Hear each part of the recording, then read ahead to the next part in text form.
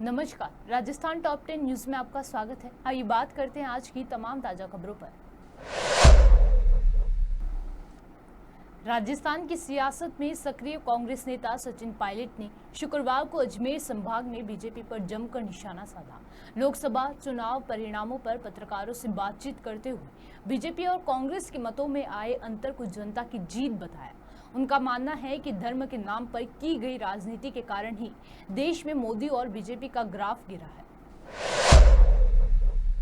ये जो चुनाव था, अभी राष्ट्रपति महोदया किसको न्योता देती हैं, किसकी सरकार का क्या निर्माण होता है, समय बताएगा। लेकिन सिर्फ अगर आप इस लोकसभा चुनाव के परिणामों का मूल्यांकन करें तो स्पष्ट जनादेश जनता ने किसी दल को नहीं दिया। सरकार बनाने के लिए जनता ने खंडित जनादेश दिया है। तो जो भी सरकार बनने जाएगी वो हमेशा मिली सरकार होगी। पहली बार जब 303 सांसदों के साथ भाजपा चुनाव लड़ने गई थी तब उन्होंने 370 का क्लेम किया था, 400 गठबंधन का क्लेम किया था। परिणाम आने के बाद उनके 70 सांसद कम हो गए हैं और गठबंधन 200 कुछ पे आकर रख गया और कांग्रेस का संख्या बल दुगना हो गया। तो मैं मानता हूं कि अगर इस पूरे चुनाव परिणाम में 7 चरण का चुनाव 2 महीने का पूरा प्रकरण चला, उसका जो सारांश है वो ये है कि जनादेश सरकार और भाजपा के खिलाफ था। इंडिया गठबंधन और कांग्रेस पार्टी के मैनिफेस्टो हमारे मुद्दों को जनता ने पसंद किया और हमारा संख्या बल दुगना हुआ है। और राजस्थान के जैसा आपने कहा 11 जगह हमने भाजपा को हराया है। हमने हमारे सहयोगी दलों ने मिलकर 11 जगह, उस जगह जहां पर 4 महीने पहले भाजपा की सरकार बनी थी तो डबल इंजन फेल हुआ जयपुर में, डबल इंजन फेल हुआ लखनऊ में, डबल इंजन फेल हुआ हरियाणा के अंदर। और हर जगह कांग्रेस और साथियों को हमको जनता ने समर्थन इसलिए दिया क्योंकि मुझे लगता है कि हमने सही मुद्दों की बात की। अब भाजपा बात करती थी मंदिर मस्जिद मंगलसूत्र की और हिंदू मुसलमान की, हम बात करते थे एमएसपी पे कानून बनाने की, रोजगार की, निवेश की, महंगाई की, बेरोजगारी की। जनता ने हमारी बातों को स्वीकार किया और राजस्थान के अंदर जो परिणाम आए हैं वो पहले से बहुत बेहतर है और मुझे लगता है संतोषजनक भी काफ़ी हद तक। हम उम्मीद करते थे कि हम भाजपा से ज़्यादा सीटें जीतेंगे, लेकिन हमारे उम्मीदवारों का चयन, हमारा चुनाव, हमारा कैंपेन और नेताओं और कार्यकर्ताओं की एकजुटता, इस पूरे राजस्थान के चुनाव का जो श्रेय अगर जाता है किसी को तो हमारी कांग्रेस पार्टी के कार्यकर्ताओं को जाता है, जो भीषण गर्मी में बूथों में डटे रहे, प्रलोभन दबाव हर तरह का प्रतिशोध की भावना से सरकार प्रशासन ने काम किया। उसके बावजूद हमको जिताकर भेजा। हमारे सारे उम्मीदवार जीत कर आए हैं, वो सब सदन में बैठकर राजस्थान के हितों के लिए संघर्ष कर रहे हैं। सचिन पायलट जालौर नहीं आए तो क्या उसकी वजह हो सकती है वैभव गहलोत क्या? मैंने कहा ना, जो जहां हम नहीं जीते हैं वहां अगली बार मेहनत कर और जीतेंगे। और जहां जैसे आपने इस लोकसभा क्षेत्र की बात करी है, यहाँ पर हम लोग क्यों हारे उसके बारे में विस्तृत जो स्टेटमेंट है वो अशोक गहलोत जी बता ही चुके हैं। लेकिन फिर भी मुझे लगता है कि अब मेहनत करेंगे तो जहां हम इस बार नहीं जीत पाए हैं अगली बार वहां भी जीतेंगे। कल आपने कहा था कि उनको कहीं और शिफ्ट करेंगे, तो मैंने कहा कि हम सब जो कांग्रेस कार्यकर्ता हैं, हार जीत राजनीति का एक उतार चढ़ाव है, लेकिन ये बात आप मानेंगे कि राजस्थान कांग्रेस के अंदर जो एकजुटता और जो जनता के बीच हम लोगों ने संघर्ष किया 5 महीने के बाद जो उलटफेर जो हुआ है ये संभव नहीं था अगर सब नेता मिलकर काम नहीं करते। और इसका श्रेय मैं तो शुद्ध रूप से कार्यकर्ताओं को देना चाहता हूँ। पूर्व में राजस्थान में जिस तरीके से कांग्रेस ने अपना परचम ले रहा है, मारवाड़ और मेवाड़ में कहीं कहीं कांग्रेस कमजोर दिखाई दे, ऐसे में आप क्या सचिन पायलट ज्यादा मेहनत करेंगे मारवाड़ और? हमने सबने मेहनत करी है और किसी एक व्यक्ति के मेहनत से कोई परिणाम नहीं आते हैं। पूरी टीम पूरा संगठन लगता है तभी कोई परिणाम आते हैं। आप सही कह रहे हैं कि जिन शेखावटी है, हनुमानगढ़, गंगानगर है, ईस्टर्न राजस्थान है, वहाँ पर बेहतर परिणाम मिले। लेकिन बाकी सीटों के अंदर भी जो पहले परिणाम थे 3 लाख 4 लाख 5 लाख का जो अंतर था वो बहुत सीमित हो गया है। तो जनता ने कांग्रेस को पूरे राज्य में वोट डाला, ऐसा नहीं। सरकार आम लोगों में एक ऐसी धारणा बनी हुई है कि सचिन पायलट ने पूर्व राजस्थान में बहुत भयंकर मेहनत करी, उसकी वजह से सीटें आई।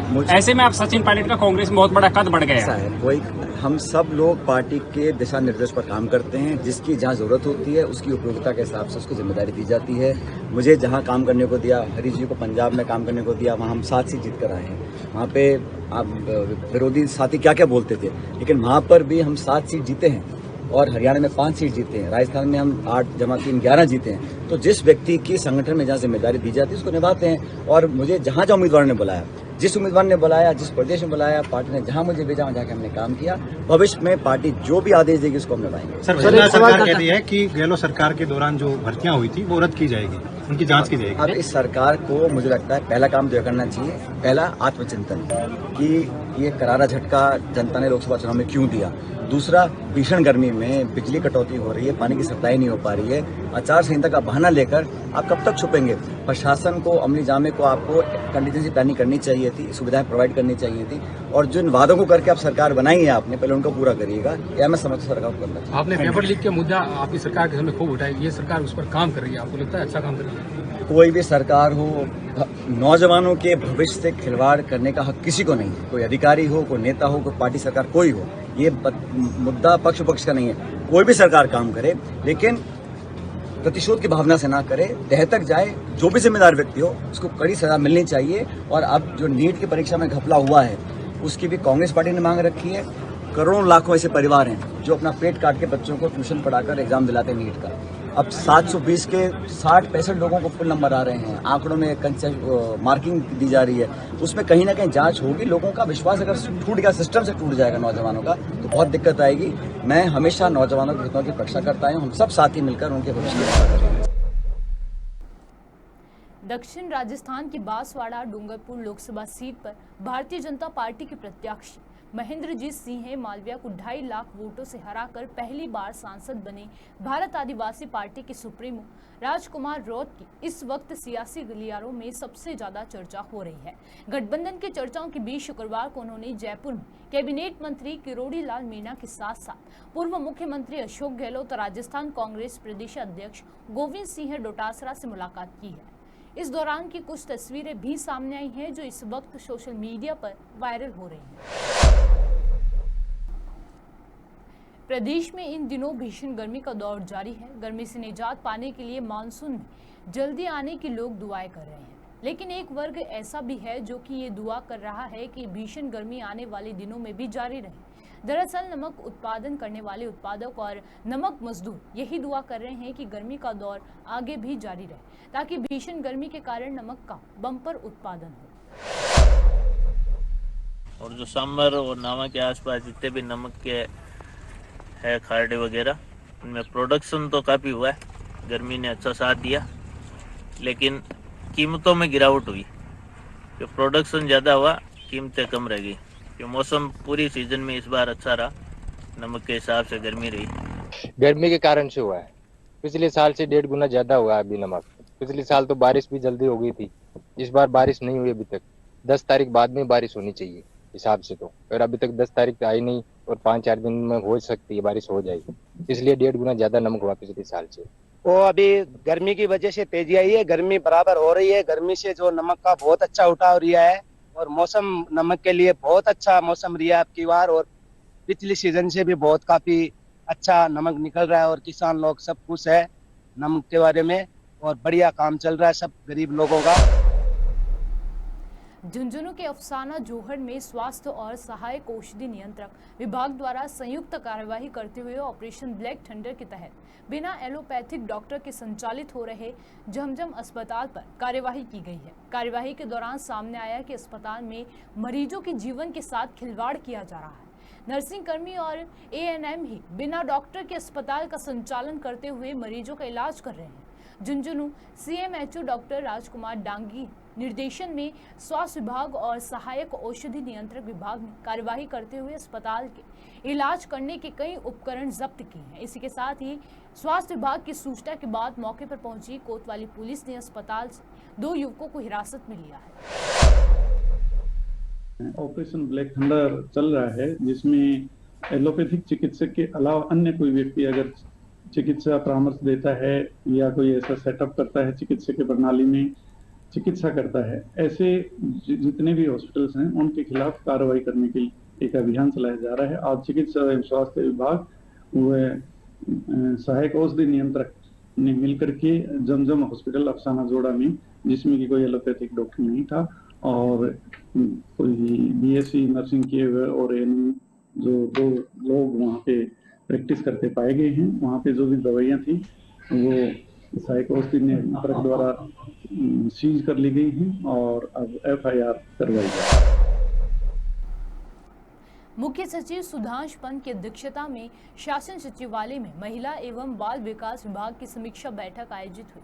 मुख्य सचिव ने बैठक में निर्देश दिए कि आंगनबाड़ी केंद्रों पर पेयजल और शौचालयों के निर्माण तथा बिजली के कनेक्शन किए जाने को प्राथमिकता दी जाए। धौलपुर जिले के बाड़ी कोतवाली थाना क्षेत्र में तुलसीवन रोड पर शुक्रवार रात को पैसे के लेन देन को लेकर दो पक्षों में खूनी संघर्ष हो गया। इस दौरान दोनों तरफ से जमकर पथराव हुआ और लाठियां भी चली। इस घटना में दोनों ओर से दो लोग घायल हुए हैं। झगड़े की सूचना पर मौके पर पहुंची पुलिस ने मामले को शांत कराया और चारों घायलों को बाड़ी राजकीय सामान्य चिकित्सालय में भर्ती कराया है, जहां से उन्हें जिला चिकित्सालय के लिए रेफर कर दिया गया है। पुलिस आरोपियों की तलाश में जुटी है।